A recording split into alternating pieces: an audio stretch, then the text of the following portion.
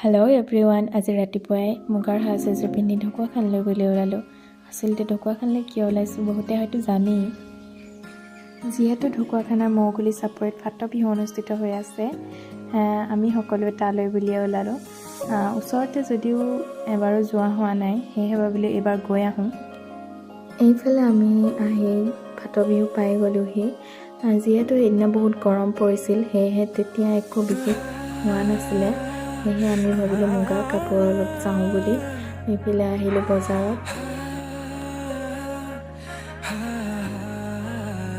অলপ সময় বজাৰত ঘূৰাৰ পিছত কিবা এটা খাওঁ বুলি ল'লোঁ, যিহেতু বহুত ভোক লাগিছিলে। তাৰপিছত আহি আমি ইয়াত বহিলোঁহি।